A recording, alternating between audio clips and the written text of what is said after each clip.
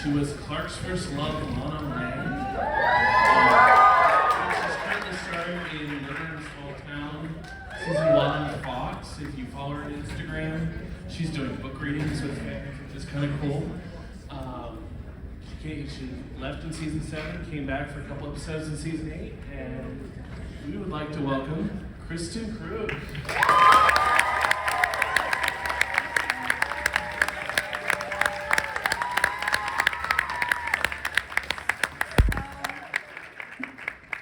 This is such a funny format that I don't think any of us are fully, I'm sure everyone said this to you. But yes, answering questions is fun. Hi. Cold in this room. Yes, you guys are cold? Yeah. Okay, yes, begin. Hi.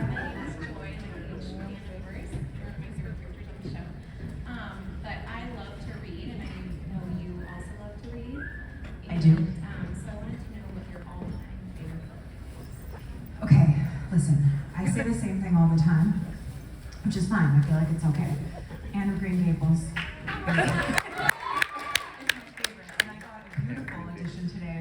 Which is lovely, and I have a bye Laura.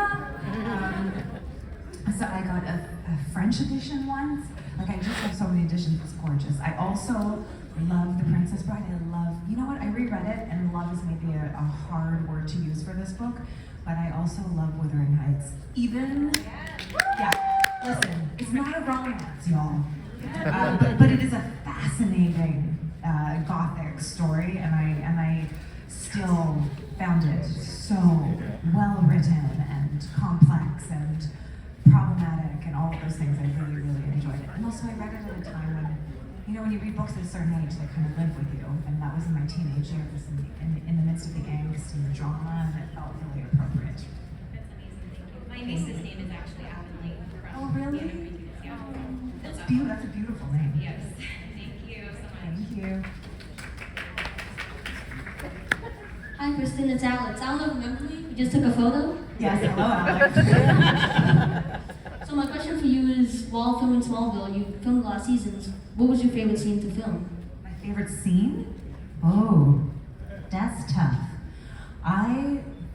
The one that always sticks in my head, and maybe it's because it was close to the end, is the big loft goodbye scene with Tom in season 8. And it was a very emotional scene, and we cried a lot and had snot in our noses, but we also laughed, and it felt like such an appropriate way for me to leave the show in tears and in love. Thank you, Alex. Thank you. Yes. Hi, Kristen, I'm Dave. Hi, Dave. And I'm Matt. Oh, this is a team question. For most of the show, you played somebody who was saved frequently by Clark. But then Indeed. near the end, you gained superpowers. How do you play somebody with superpowers? Do you carry yourself differently in that situation? Did I? I think because that whole arc was kind of a hero's journey arc. I'm referencing someone's paper right now. But it was a hero's journey arc. She had gone through a lot of changes before we got to that point. So her physicality should have been different. I don't know if I did that as an actor. Gosh, I hope so. But yes, I think that once you have the physical capacity to do that much, you can lift things, I think you carry yourself differently in the world. I don't know about everybody else, but being a small-ish person, I have a tendency sometimes to move through spaces and kind of like shrink myself in and hide. Like I took martial arts, but I could never defend myself, not in a million years. But if I had infinite power and I was completely capable, maybe I would hold myself differently. I don't know. Anyway, long answer. Hope that answered it. Thank you. Yeah. Back around. Kristen, Yes. number one, you're my hero. Thank you. I really love you so much. This show, Smallville, means a lot to me. I watch it every day, at night, and the love between you and Tom is so really does move me a lot. My name is Smallville Level Anthony. I'm on your own Instagram. I just follow you at time. You're both ugly people, and I have a beautiful girlfriend. I call her my Lana, and I call myself her own Clark. What is your best moment with Tom of the whole series? Oh, wow, what a question. I'm gonna give you two different answers. The first one is about just Tom himself. Working with him all the time, and this is like a moment that spans 7 or 8 years, but he was a joy to work with. I trusted him implicitly. He was lovely and kind with me always. He worked hard and was present, and that kind of moment, if I can call it that, is something that I will always treasure. He was such a great partner.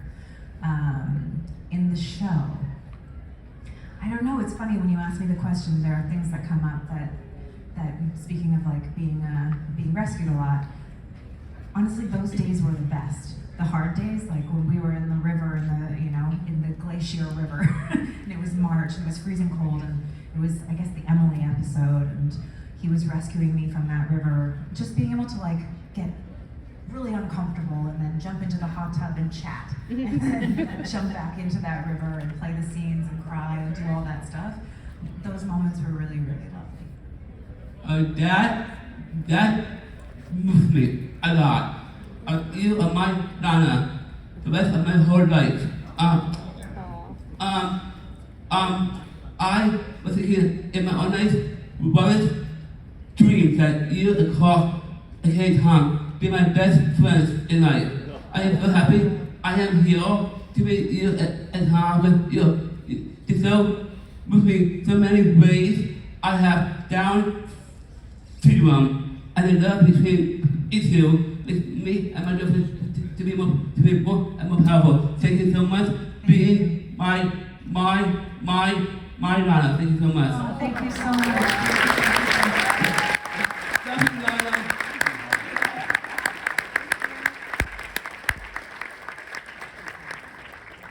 Hi, Kristen. Hi. Just took a photo up together. Yes. So, I want to say thank you so much for coming. I've been chasing you for a little bit. Ever since Fan Expo. Right, because- yes. The yeah. day I got stuck in Winnipeg, all of a sudden. Yes, but you did Skype into the panel, so that was really awesome. We really appreciate that. But my question is, as you know, Tom and Michael are supposed to be working on an animated series. Oh, it's become supposedly, yes. So I just don't really know what to believe at this point. Yes. But if they got back the original cast, which I think is kind of their plan, where would you picture Lana to be in that particular show? That's a good question. I mean, I know that there were comic kind of continuations of the storyline, but I don't know if there were. But I would love it if she still had her powers, honestly. And I would love it if she had something she was doing, like a goal, a mission-oriented thing, some reason why they would all come back together again. And I mean, when it comes to story, I'd love her to be more active within the story as opposed to reactive within the story. And that would be incredible to me. Yeah, I 100% agree. I mean, in Smallville, a lot of times when I was the Dames were stressed and like the supporting character, she didn't really branch off until Yeah, she she doesn't kind need of to. left the show and then Yeah. they came back for those little arcs and then they developed her character. Yeah, and I would never think she would need to be like, I mean, Clark is, it's about Clark. But I think that she could have something that's driving as opposed to something that is coming at her. And that would be really fun to do in the animated series. I think there's lots of fun stuff too, especially if Clark and Lana haven't seen each other in all of these years. There's some beautiful catharsis that could be had within that relationship as mature people in their 40s, because that's what we know. You mentioned 2001, the show started, and I was a middle school kid, 6th grade. I started watching. Wow. And I finished, I think I was in high school by the time. Yeah. It was the majority of my 20s, so. Good times. Yeah, Yeah. Thank you so much. Thank you. Oh, hi. Hi, my name is Juliet, and Hi, Juliet. I was wondering, I'm in the middle of season 6, Ooh. and I just finished the episode where you said yes to Lex's proposal. Ooh. And ever since you started dating Lex in season 6, there were some awkward scenes where you aren't yourself, and Okay. like you're like shifting into Lex. I'm just wondering, like, why is that? Yes, good question. Okay, if I remember correctly, by season 6, Lana had been through a lot. She'd gone through a bunch of stuff with Clark in season 5. I don't remember how that all ended, probably in heartbreak of some kind. Yeah, bad. You're telling me it was bad. So Lex had slowly been offering Lana some sort of, oddly, I think, stability and consistency. He had given her a job, a home. He had been there for her when she'd gone through stuff. I think she'd slowly been building like a deep empathy for him. But when in season 6 she starts to change, and that's really astute. I think that, I mean, she's young, she's still quite young, and she's trying to hold her own in this relationship with him. And I think she starts to, again, I don't remember all the plot points, but I think she's really just trying to, she knows who he is to a degree, so she's trying to play within that world and maintain some sort of power within it. And in order to do that with Lex, you have to play on multiple levels. Like, you can't just be straight. And I think she's starting to adjust in that way, which will ultimately be an error for her, obviously, because he becomes more and more abusive and violent. So how far in are you? Like, this is my first time watching it, Yeah. so I'm like halfway. Like, I just finished the episode called Hydro. Okay. Weird use paper lady, use water. Oh, was that Tori Spelling, right? Yeah, right. I remember. There are opinions in this audience. Yeah, I think that is what's going on, but I do think the longer that relationship goes on, there are secrets that she's keeping from him. And so she starts to behave more and more like him to protect those secrets. And at a certain point, she starts to manipulate him as much as he's manipulating her, and then it's just a power play between the two of them. And that was fun to play, but it's definitely, do not mimic your relationships in the future on this room.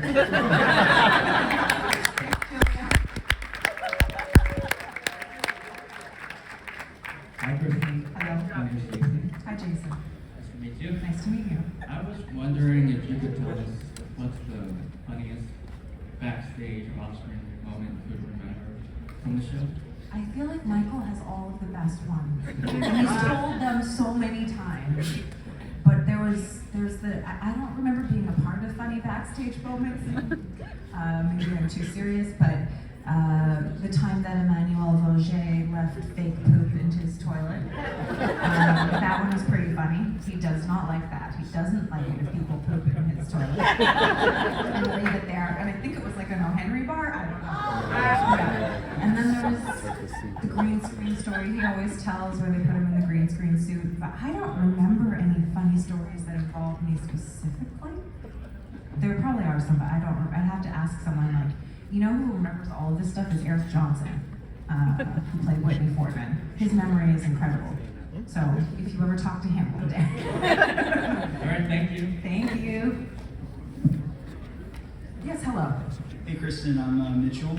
Hello, Mitchell. You guys all did amazing, and one of my favorite episodes was when you were getting sucked up in the tornado. And Yes. just your acting was amazing Thank you. during that scene, and of course the whole series. I have a factoid. Can I tell you the factoid that I learned from Eric Johnson? Because we had for that episode, Vortex, right? We had the jet propellers that were blowing wind at us. Eric told me that he had asked them about them, and those are the same ones they used for Twister. Isn't that I didn't know. Ask me a thing. the acting was amazing when you were in the truck and Clark, Tom, is like staring at you, trying to fly, like, or to just get to you before he could fly. And I just love that how your expression like really just said it all. It was amazing. Thank you. And recently, one of my favorite TV shows is Reacher. And I want to know how you enjoyed working with Alan Ritson again, since he was Aquaman back in the day. I really enjoyed it. I mean, I didn't work with him a lot on either show, really. Alan and I had one scene together in Reacher, and then he saved me. And it was a huge scene. I haven't done a scene that big in since Smallville. With we were in a warehouse with stacks of money and all the vats and all the guys with the guns and Willow was amazing in that scene, running through. I mean, it was incredible. But it was lovely to work with him. He's a funny guy. He's perfect for that role. And the show itself I knew a bunch of the crew, so that was nice. And but it was a big budget show, and I hadn't done a big budget show in ages, and so it was fun to dabble in that world again. Yeah, the acting was amazing. From being in the house when you were talking about Paul, missing, and then when you're in handcuffs, when you're trapped with everybody else, just the acting was just so real. So great job, and I see you never lose that talent. So thank you. I appreciate it. Thanks. Yes, Clark Kent, how's it going? Hi, Kristen. I'm Eric. Hi, Eric. Hi. I just wanted to say you played a lot of great characters over the years. I think I'm counting in my head right now about 5 TV shows that have all had really great runs. Which of the characters has resonated with you the most personally? I always say, there's a couple ways to answer this, but it really is, because I had such a big part in building the show, I get everyone's names mixed up now because they all sound the same to me. Joanna is my favorite because she is someone that I invested so much time and energy into building, and I wouldn't say that we're alike necessarily, although we are in some capacity. She's much more high functioning than I am and much more messed up than I am, I think. But I love that. But I also really like the character I'm playing now, and I feel like, gosh, I'm what's her name again? Cassandra. Okay, listen, in my defense, Catherine, Cassandra, and Joanna feel really similar in my brain, and it's hard for me to separate them. But she kind of taps into a little bit more of my I think more functional side, like my little more what feels free about me, or what's silly about me, or that kind of stuff that I haven't really been able to play. I've been playing very contained, serious characters for a while. So yes. First 2 episodes have been fantastic. Good. I'm happy you like them. Yay, thank you. Oh, and Erica's going to be in the 4th one, so.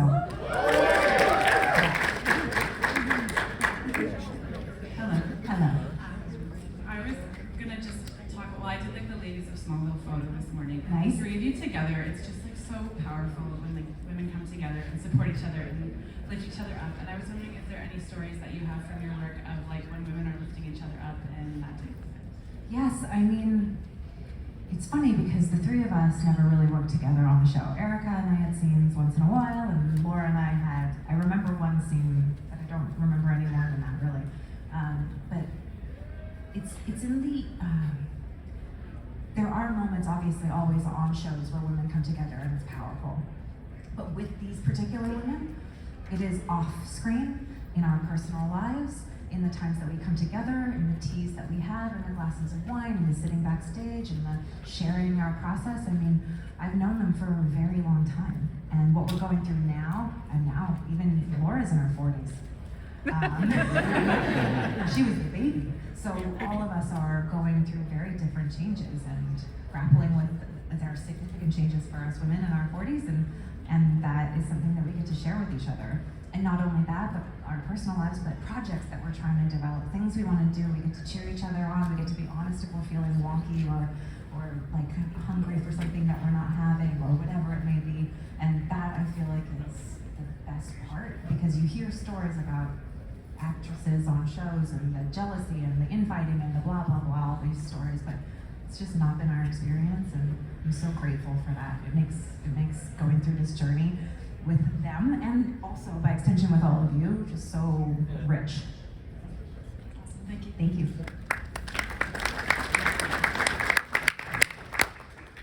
Hi, Kristen and Andrew. So I was, Smallville famously kind of shifts from being like a series of self-contained villain of the week episodes to kind of having more long-running arcs and storylines. And I'm just kind of wondering what it was like being part of that, like that shift. Was it fun? Was it for work? Like what was the experience? Interesting. I've never been asked that. Yeah, definitely. We started as a Monster of the Week show. Other Freak of the Week. Monster of the Week feels better. But I think I always gravitated towards, apart from like the X-Files or even Star Trek, I gravitated towards shows that were a little more serialized in nature. And so being on a show that had like this monster every week was tough for me to initially get comfortable with. So when we started to transition to more serialized storylines, that was fascinating, especially like we were talking about season 6. Season 6 is that for me. It's like very much a serialized story about this very, very problematic, destructive relationship with Lex. And that digging into that especially as an actor at that point in my life, digging into that every week was really juicy. That said, I think there's something magical about those monsters of the week. There's something really special about it, and if I wasn't being an annoying 20-year-old snob, I think I would have seen that more. Because I like having those contained episodes as well, and sometimes it isn't as satisfying for the supporting cast because our storylines rest more on serialization, because Clark is always involved in the stories. It's really important, and one or the other of us will get to be involved in the story. It's rare that all the supporting cast is involved. So as an actor, it's a little bit different. And serialization allows you to have a longer kind of acting arc to delve into, as opposed to you're the victim this week, or you're the friend of the so-and-so this week, or you're the, if that makes sense? Okay. Thank you. Thank you. Hi, Kristen. Hi. Well, I firstly wanted to say that your portrayal of Lana Lang was so inspirational to me and other girls, especially ones of Asian descent, and it meant a lot to us. So thank you for that. And for my question, I did want to say I loved your badass moment, especially, spoiler alert for the girl who is still in season 6. Yeah, so sorry. But when you went after Lex after that season, particularly love that. But I wanted to ask you whether you preferred playing more of a badass character or, the sweet character, from the earlier seasons. To give you a sense of me, I especially when I was younger, so when I started doing theater in like 12th grade, all I ever wanted to do was play the like really angry, really intense, really like anything that was like really, and those were the roles I liked. And so when in part because that's just not how I am in my life, I don't think. So with Smallville, it was kind of tough for me at first to play Lana because I didn't quite know how to play it. I didn't know girls like that. Honestly, I can't think of, and maybe there weren't girls like that. I don't know. And so when I got to do the other stuff, the kind of tougher stuff, it was really fun. That said, I feel like if it were now, I would feel very differently. Because I think now, knowing what I know, being who I am, with the years of experience I know, I felt I could play that character really in a really interesting way.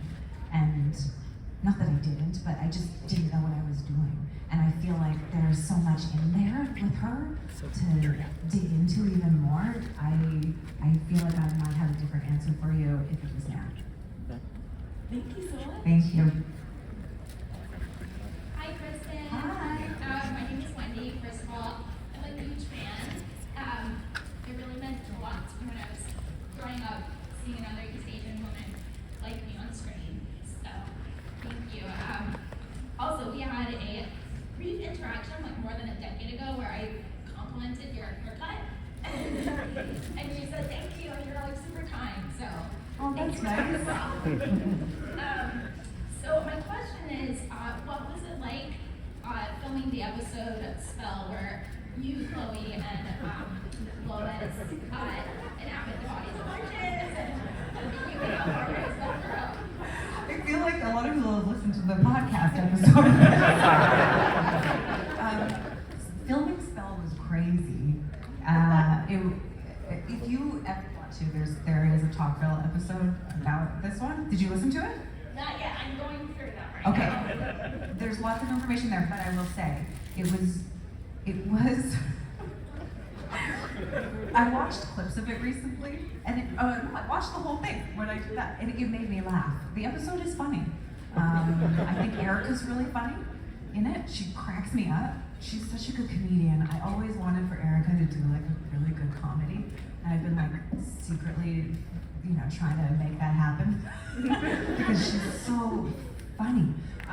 And she's great in that episode. And I don't know, it felt very over the top and silly, and I was trying to play at some idea of sexy that the men had in mind, because that was kind of my job sometimes. And I had all the Latin spells, and then anyway, it was wild.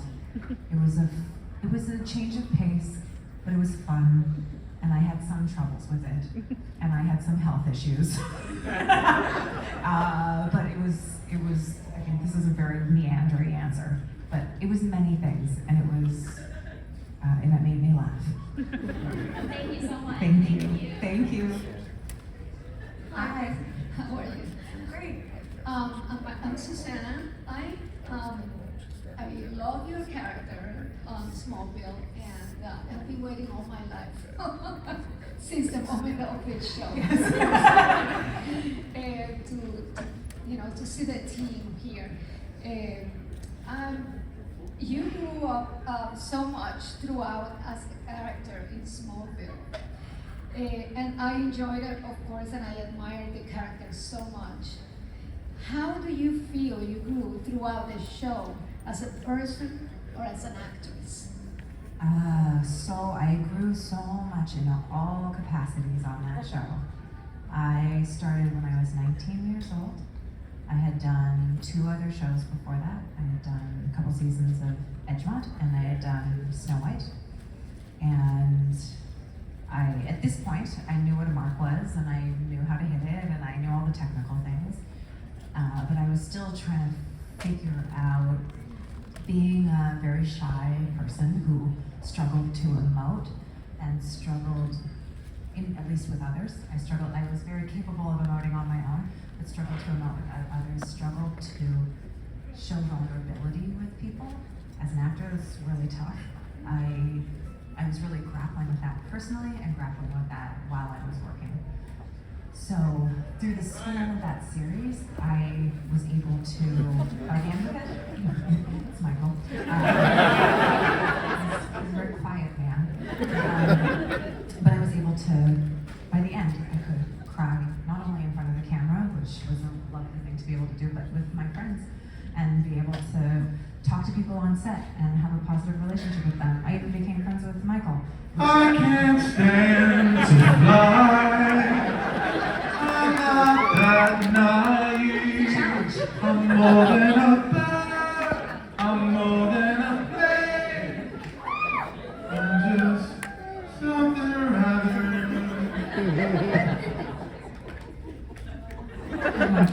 That's what Kristen calls fun comfortable. Do I now? It's good to see you. It's been minutes. It's been mere minutes. Yes, you enjoying this being alone on stage? I don't mind it. Oh, I'll leave now. See you guys later. So I think that's a sign of my growth. Kind of perfect timing. How did that happen? I'm joking, but sincerely, being a really introverted, shy person and needing that is really hard. And then to be able to play and be comfortable, yes, that's how much I grew both as an actor and as a person. Thank you. Thank you. Hi, Kristen. Hi. So there's the theory that Lana is a meteor. Is there? theory. Oh, so there's a theory about this behavior. That would make sense, wouldn't it? On a scale of 1 to 10, how much would you agree? Okay, wait, please, can I have more information on the theory? Okay, so in my mind, you're always like a small little sweetheart, so everybody loves you. But there's a theory that maybe everybody is under your control. Wow. By you, I mean. Yes, I understand. I like this theory. So she was in the meteor shower, lost her parents, and in fact got infected with kryptonite. And from that point on, she cast a spell upon the town, and they all loved her. And what did she get out of this? Not much. Trauma! A lot of concussions. It's a crappy meteor power, though. Yes, that's true. She was very bad at it, though. But yes, I like this theory. I feel like we should develop it further. Maybe this can be in the animated series.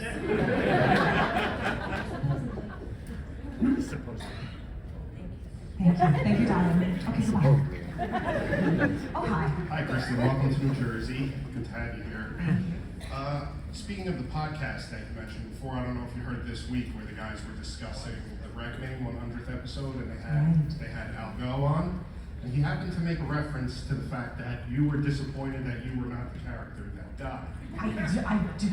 No way I said that. So you said that, and that was leading me to my question: were you starting to feel fatigue of playing the character after 100 episodes, or was there something else? I don't remember ever saying that. Doesn't mean that I didn't, but I don't remember saying that.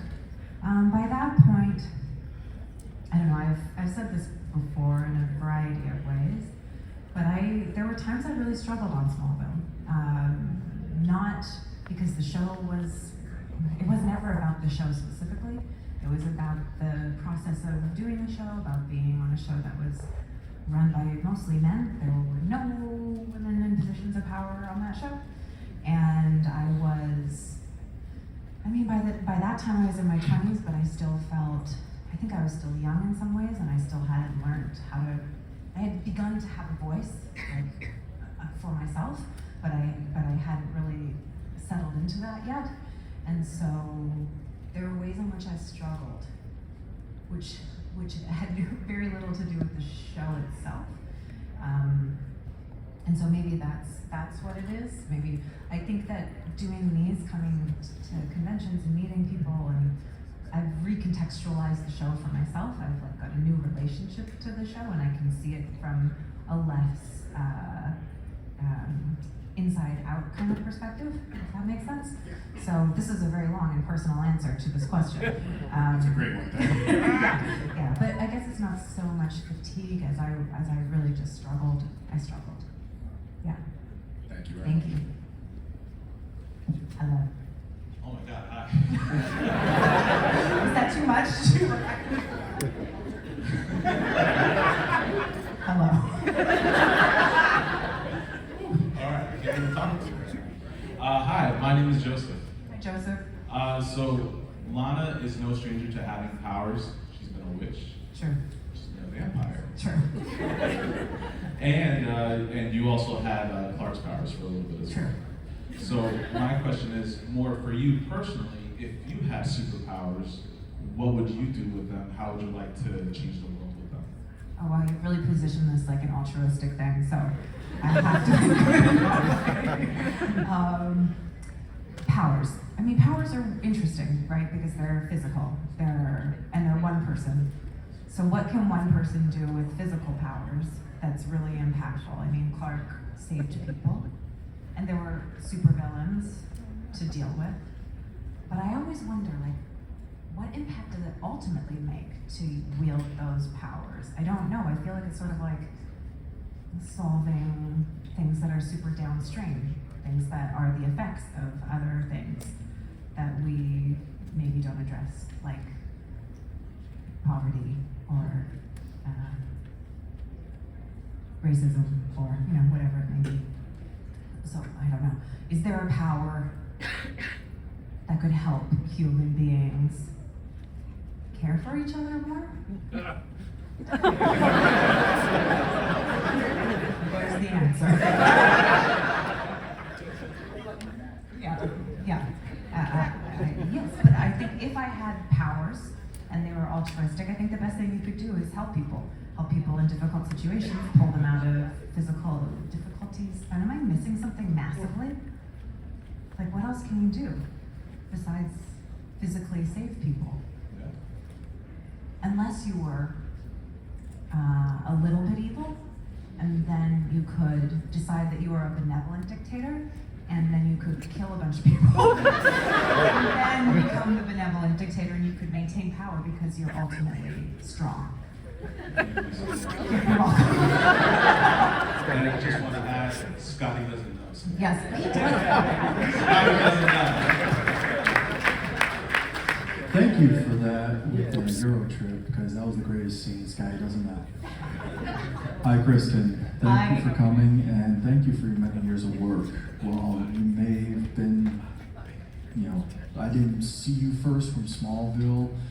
It definitely grew, especially when, you for 7 years of Smallville, it definitely showed the awesome side of you. So thank you for all your years of work. Thank you. My question is the fact that everybody was brought back for the series finale. My question is just, how come you didn't come back? Good question.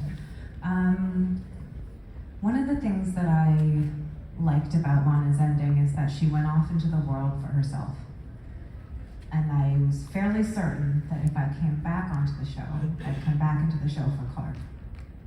And I wanted her to keep, in our imaginations, keep being her on her own. And that was my mentality around it. I don't know, I didn't talk to anybody about it. It was just an internal process. But that's what I wanted for her as a character I'd come to really care about over the years. I wanted her to keep going and keep being out there and a woman doing what she loves for the reasons that are in her heart. Keep being a badass. Exactly, yes. Thank you very much. Thank you. Oh, hi. Thanks. Yes. My question is, looking back at Smallville now, since all of these years passed, what has been your personal biggest takeaway from your experience on Smallville, or just the show in general, how it impacted your life, that you realize now that it's older? It's a good question and hard to answer. Okay, there are a few things. Because we're in this environment, I realize how much, this is going to sound like such a kind of a dick thing to say, but I realize how much the show is outside of me. I think when I was in it, I felt so myopic, and I felt like I was in my experience, and now I am not. Now the show is, I am a conduit, kind of a placeholder for some experience that every single person here has had with the show. It's not about me at all. It's about themselves and a relationship they have to something important to themselves. And I want to honor that for everybody. So that's one thing.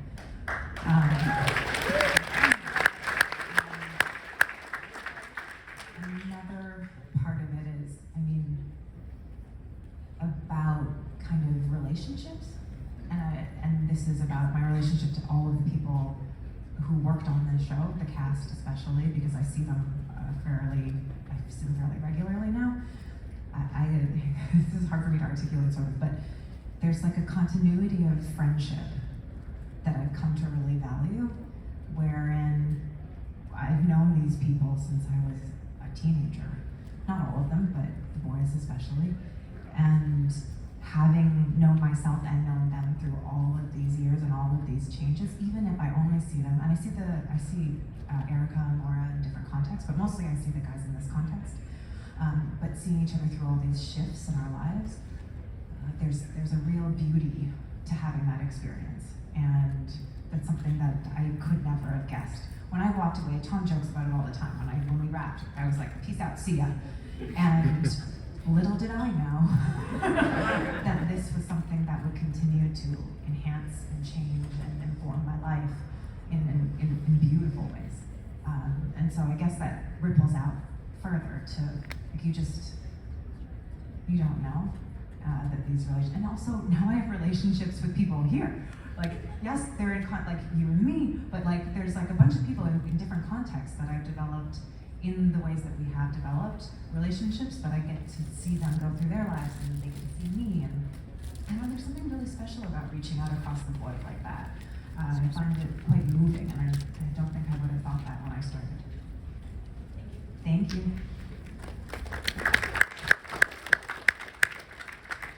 Hi, Kristen. My name is Shanna. So first off, I just want to tell you how much I enjoyed Burden of Truth and Beauty and the Beast. Thank Those you. are also very great shows. If you guys haven't seen them, do it. Yes. I shipped Lana hard up until season 7. I did not accept the Clark-Lois relationship until you were completely off the show, as I think many people did, though with respect for the Lord. One of the things, though, is while I do like how they got her off the show in terms of giving her powers, giving her a purpose beyond the show, one of the things I wanted to get your thoughts on are about the perspective that Clark and Lana couldn't be together, and that's why they weren't, versus they didn't want to be together. And I felt that at times in the future, when Kim and Lois get together, it was more driven from the fact that he couldn't be with Lana. So I wanted to hear what your perspective on thinking about it from that context was. Yes, I hear that, and it does. What do I want to say about this?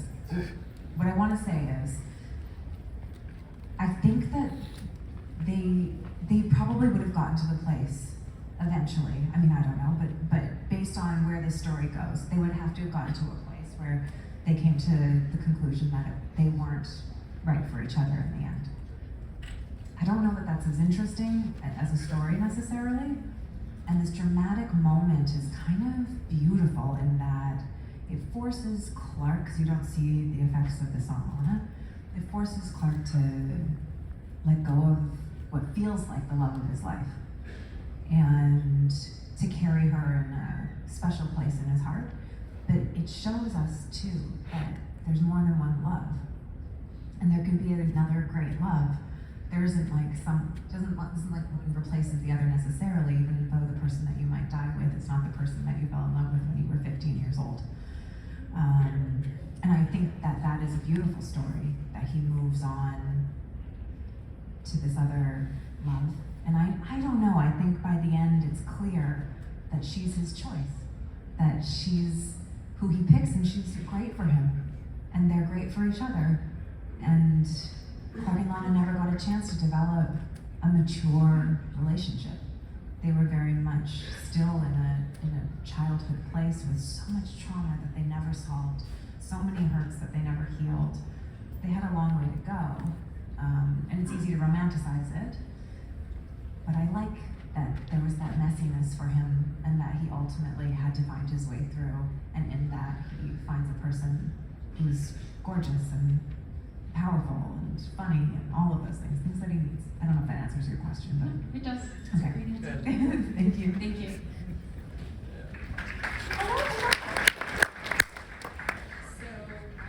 Love Letters was amazing. Oh wow, referencing love letters. Did you do another play? Oh, funny you're asking me this.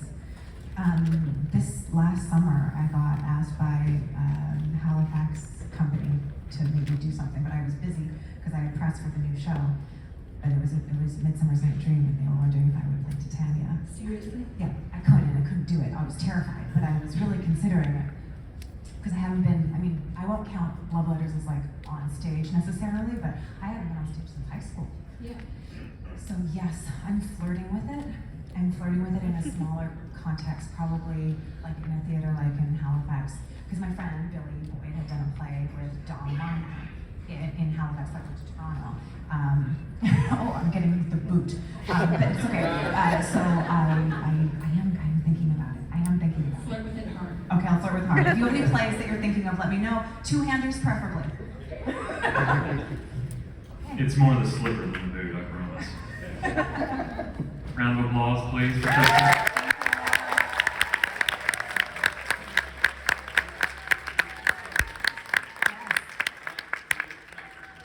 Yeah, she's episode 4. Erica's in episode 4 of Murder in a Small Town. We're going to do an Instagram thing, the two of us. So, yes. Awesome. Has everybody checked out Murder in a Small Town already? Thank you, Kristen. Thank you, Kristen. All right, we are going to do the cosplay contest now. We're going to have a junior division and an adult division. So junior is going to be anybody under the age of 12. And adult will be anybody over the age of 13. So the math checks out, right? I'm a writer, not a mathematician. I was told everyone know that. So what we're going to do, if you are participating, we're going to start lining up over here with the junior division first. Under the age of 12, over here on the left-hand side of the theater. Where the person is raising their hand. Yes. Or are they adjusting?